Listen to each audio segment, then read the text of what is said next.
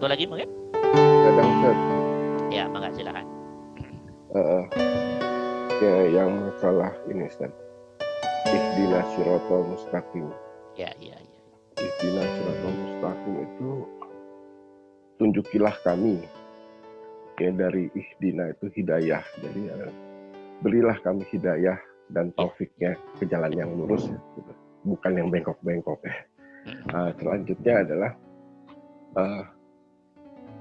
kita ini sudah diatur sekian rapi ya sama Allah gitu ya. Jadi kenapa kita harus meminta petunjuk jalan yang lurus? Allah sudah ngasih gitu. Iya. Itu aja pertanyaannya. Iya. Ya, pertanyaannya Pak Dadang ini pertanyaan fakta kehidupan. Jadi hati berbaur logika. Kalau semuanya hakikatnya sudah direncanakan oleh Allah, kenapa harus ada berdoa? Ya toh? Kenapa harus ada usaha? Ya toh? Kenapa harus ada belajar? Ya, maunya Pak Dadang tidur terus ya. Kenapa harus ada begini? Jalanin aja gitu. Nah, ini loh salahnya di situ, Salahnya selalu melepas Allah dengan diri kita. Kemarin kan sudah saya ingatin, kesalahan kita ini di situ, selalu melepas diri kita dengan Allah. Jadi teman-teman ketika bilang kayak Pak Dadang tadi, atau dan yang lain-lain, kemarin Pak Gatot nyeletuk, tapi ikhtiarkan boleh Ustadz, saya tahu yang dimaksud dalam hatinya itu apa. Itu bahasa. Teman-teman sedang pengen memisahkan diri dengan Allah, tak begitu tak? Ya apa enggak ini? Jadi teman-teman pengen misahkan diri di alam kehidupan ini dengan dan dari Allah. Bisa tak dirimu melepaskan diri dengan Allah? Gak bisa teman-teman. Itu bahasa syariat tak? Harus berusaha. Yes, anak PAUD hari pertama aja ngerti, nggak usah diskusi. Ya, kan harus doa Ustadz. Yes, PAUD baru mau masuk kelas saja udah paham, nggak usah diskusi, ya toh. Jadi begini loh teman-teman, tolong kalimatnya diganti bahwa sejatinya usaha, doa, ya toh, itu sudah bagian dari pergerakan rencana dan ketetapan Allah. Jadi tolong deh jangan ada kesan bahasa bahwa kalau doa itu peran kita sendiri dan Allah kamu pikir Allah nggak tahu gitu? Itu yang salah di situ. Dari hati teman-teman tidak merasa teman-teman ingin doa itu yang dorong keinginan itu, yang nancepin keinginan siapa itu? Allah. Lah itu kenapa kalau Allah nggak kamu akui? Itu keteledoran kita dalam menangkap Allah.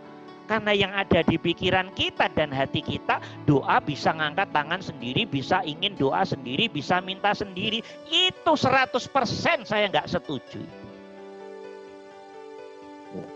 Ini sama dengan sikapnya orang kafir tah. Yang nggak ngerti apa-apa dalam konteks ini. Coba ayo diperbarui pemikirannya lewat rasa dan sadarnya.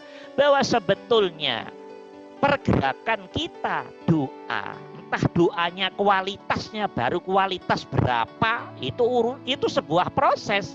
Karena kemutuan suatu doa dengan duduk hati yang benar dari asalnya berantakan, itu step by step keihsanan itu teman-teman. Step by step keihsanan. Orang yang ihsannya belum benar, semua yang berlaku di hatinya dan laku zahirnya pasti berantakan. Itu udah dijamin mutu udah. Termasuk berantakannya nggak pahamnya dirinya dengan Allah.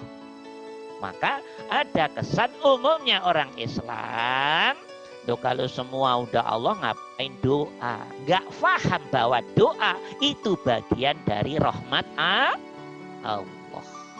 belum paham, maunya ngangkat tangan kita, terdetaknya hati pengen minta ke Allah, itu sudah bagian dari fadl dan rahmatnya Allah. Karena walaupun keadaan hati kayak apapun berantakannya, berantakan itu maksudnya belum benar duduknya tauhid, hatimu pun sedikit persen sudah ada lintasan sambung rasa ke Allah, tetap sudah ada manfaat yang besar. Karena antara hatimu, rohmu, jiwamu sudah relatif nyambung ke Allah. Hanya soal kualitas saja sejatinya. Dan kualitas butuh sebuah step, proses, ilmu, laku, dan keistiqomahan. Bisa dimengerti ini?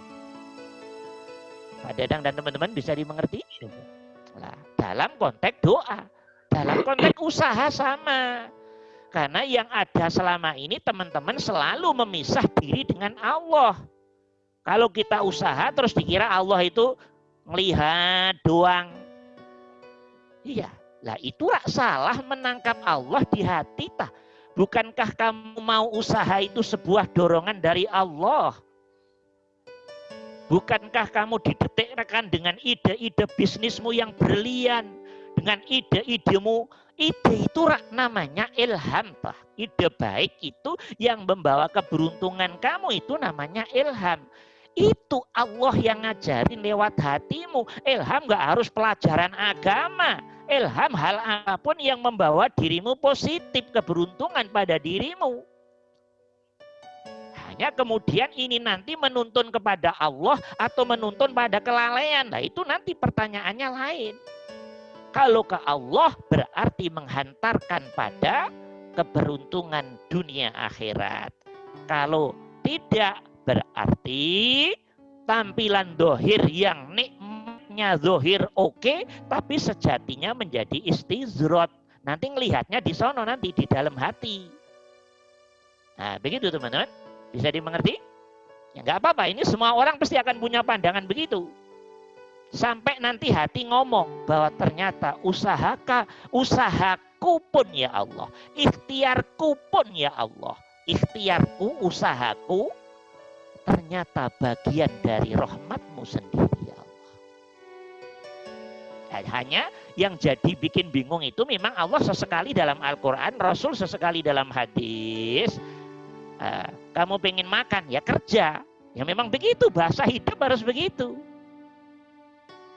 Kalau nggak begitu mau bagaimana lagi?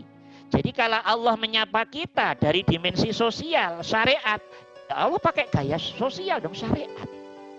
Orang mukmin muslim yang kaya lebih baik dari muslim yang miskin. Nah, ini sudah banding-bandingin. Di situ ada dimensi-dimensi di situ. Hanya kita mampu menangkap apa tidak. Jadi tidak ada yang salah sejatinya. Yang kurang pas adalah pandangan kita yang memisahkan antara pergerakan diri kita dengan iradah dan kudratnya Allah tadi. Jadi dikira kalau kita ini usaha, kita ini doa, itu sudah terlepas dari Allah. Sekarang Pak Dadang dan teman-teman saya tanya. Sekarang orang kafir, orang ateis, orang komunis yang dia tidak pernah doa, tapi dia berusaha. Itu bagian pergerakan Allah apa bukan itu? Iya Ustaz. Nah, iya dong. Hanya beda model. Pergerakan di sono tidak ada doa. Kalau kita alhamdulillah diberi doa, walaupun mutu kedoaannya berbeda-beda. Mereka berusaha, kita berusaha. Artinya Allah memberi af'al pada mereka untuk usaha, memberi af'al pada kita untuk berusaha. Hanya usahanya mereka kosong dari Allah, usaha kita berkesadaran Allah. Allah punya peran di dalam inti diri kita. Karena yang punya daya dan kekuatan adalah zat hidup, al-hayyu, al-qayyum yang meliputi diri kita. Adapun saudara mereka, kita yang ateis, yang komunis, yang kafir, dia usaha tapi hatinya kosong dari kesadaran peran Allah lewat ikhtiarnya, usahanya, kasabnya. Itu bedanya antara orang yang beriman dan orang yang tidak beriman. Bedanya tipis sekali, hanya soal rasa di hati. Kalau pergerakan hidup mah sama kok. Apa yang membedakan pergerakan hidup? Clear? Bisa dimengerti Pak Dadang dan teman-teman? Bisa difahami ini? Oh, Ini nanti menyangkut kejernihan hati, hubungannya dengan Allah, ketauhidan juga nanti. Jadi orang yang hatinya belum mapan dikira usaha itu pergerakan manusia dan Allah nggak punya peran di situ. Memutusnya hatimu dengan Allah itu sudah bentuk kekufuran sejatinya. Jadi terus kemudian ada dalam hal tertentu Allah terlibat, dalam hal tertentu Allah nggak terlibat. Loh kok begitu bagaimana? Ayo. Jadi dalam hidup ini 24 jam, sekian jam Allah terlibat, sekian jam Allah nggak terlibat, begitu. Ya lucu dong. Bukankah 24 jam itu hidup milik Allah? Ya, bukankah 24 jam itu irodah dan kudrohnya Allah terus menaungi alam semesta ini dalam setiap individu masing-masing. Itu semua berjalan dengan irodah kudrohnya Allah. Hanya tidak mudah memahami zona ini, nggak mudah teman-teman. Perlu kejernihan hati, perlu totalitas tauhid. Jadi pokoknya diri yang masih suka misah-misah dari peran Allah, itu tanda sejatinya kita sedang taraf menuju ya totalitas kepada pengenalan Allah, tapi oleh Allah belum diklik sehingga efeknya belum mengerti. Bisa dimengerti teman-teman? Pak Dadang paham ini? Ya, mulai dari sekarang jangan pernah misah antara diri makhluk dengan Allah ya. Ya, karena nggak mungkin makhluk dipisah dari Allah atau sebaliknya. Karena pergerakan makhluk sejatinya pergerakan irodah dan kudrohnya Allah. Mengerti maksud saya? Iya. Paham teman-teman? Maka kalau teman-teman sudah sampai kalimat ini aja, pasti apa yang teman-teman lihat jadi zikir semua itu pasti kalau hati sudah sampai sini. Kalau hati masih sebagian kufur, kafir, memisah-misah sebagian. Kalau sholat Allah punya peran. Nah kalau nyuri, ada orang nyuri Allah nggak punya peran di situ. Allah punya peran teman-teman. Ada orang sholat Allah berperan, yang nolong Allah. Ada orang sholat tapi hatinya ria, Allah punya peran di situ, membiarkan orang yang sholat itu dan tidak ditolong. Setan siap bos. Setan menguasai hatinya orang yang sholat, ternyata sholatnya sombong, bangga, ria. Oleh Allah dibiarin. Membiarkannya Allah itu juga bagian dari af'alullah. Karena Allah berkeputusan orang ini jangan ditolong dulu, atau tidak perlu ditolong dulu, atau belum ditolong dulu, atau mungkin nggak ditolong sampai matinya. Loh ini otoritasnya Allah. Bisa dimengerti? Faham? Faham apa enggak ini? Gamblang Ustaz, gamblang. Gamblang ya. Yang belum paham ke rumah, yang belum paham ya. Iya. Masya Allah. Paham Pak Dadang? Agak rumit memang, agak rumit. Oh, ini Ustadz, kalau ada orang zina Ustadz, Allah di situ. Ya Allah kalau nggak di situ di mana? Saya tanya. Ayo, ada orang zina, orang nyuri, orang merampok, habis dizinain, dibunuh sekalian. Dikira Allah nggak tahu gitu. Emang Allah nongkrong di situ, paham apa tidak? Maksudnya Allah nongkrong di situ itu memang dilihat oleh Allah, dibiarin oleh Allah.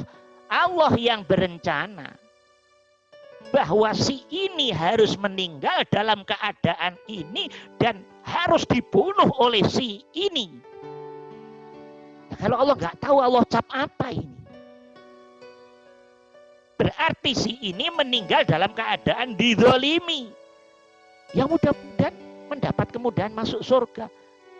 Wong meninggal dizalimi kok. Nah, kemudian yang membunuh, ayo, yang menzinai tadi, Allah nggak ngerti gitu. Ya ngerti, wong Allah di situ masa nggak ngerti itu ya. Allah di situ kok, dibiarin oleh Allah. Ya, dibiarin oleh Allah, nggak ditolong oleh Allah. Setan main dengan kuatnya, mempengaruhi dia. Dan kalau setan main, siapapun nggak akan kuat kecuali ditolong oleh Allah. Maka Nah, terjadilah peristiwa kejahatan demi kejahatan.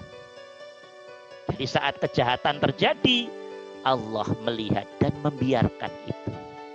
Kenapa? Emang harus terjadi. Emang harus terjadi. Jadi kalau semua pengen baik, Allah terlalu mudah. Semua pengen tidak baik, Allah juga terlalu mudah. Jadi sama-sama mudah. Permasalahannya tinggal siapa yang ditolong Allah, siapa yang tidak ditolong oleh Allah. Loh, ini akal masih ada juga yang kadang dikompori nafsu. Mau nanya begini, loh kok Allah satu sisi ini Ustadz ya agak gimana gitu. Terserah pandangan teman-teman tentang Allah bagaimana. Maka Allah punya sifat namanya Al-Jabbar. Al-Jabbar Asmaul Husna. Al-Jabbar itu artinya maha yang memaksa. Tahu memaksa? Tahu memaksa? Tahu memaksa? Ya.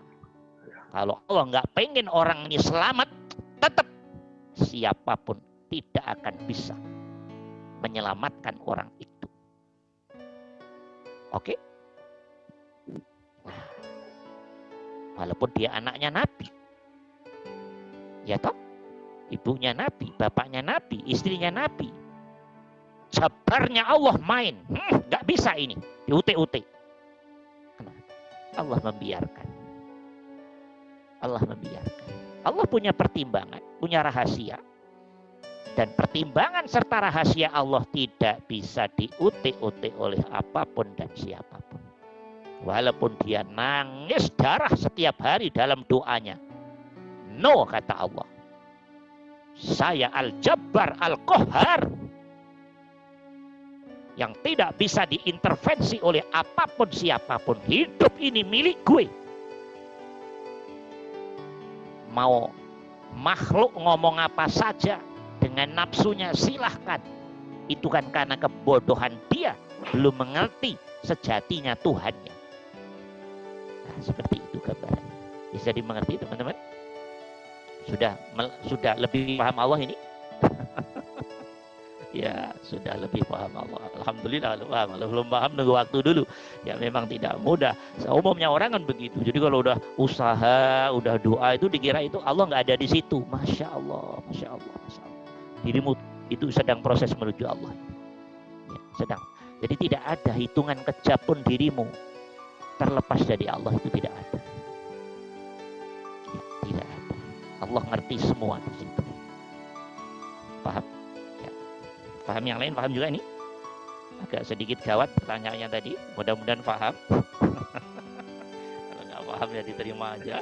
Ya. Tapi nggak termasuk rewel Ustaz ya? Nggak masuk apa? Ustaz? Nggak termasuk manusia yang rewel gitu. Meminta-minta terus. Loh, memintanya Pak Dadang selama itu tulus, total, lurus pada Allah, secara syariat kan benar, nggak ada masalah. Jadi bukan salah Pak Dadang, ini bukan urusan salah, tapi urusan kesempurnaan, gitu loh. Nah, para nabi, para rasul itu secara syariat diceritakan berdoa, berdoanya kan totalitas lurus ke Allah. Pak Dadang. Kenapa Allah harus memainkan ini? Allah ngerti teman-teman, mayoritas orang itu kan tidak pada kecerdasan yang tinggi tah. Mayoritas orang tidak pada keilmuan yang tinggi tah. Mayoritas orang tidak pada posisi kemakrifatan yang tinggi tah. Maka perlu diberi konsumsi syariat yang berstandar alam rasa dan sadar serta kecerdasan umumnya orang. Maka banyak sampling-sampling syariat sesuai standar umum. Gitu loh Pak Dadang. Sisi yang lain Allah nanti memberi sampling-sampling yang tinggi juga untuk kelas-kelas yang berkaliber hatinya hubungannya dengan Allah. Itu loh Pak Dadang, paham ya?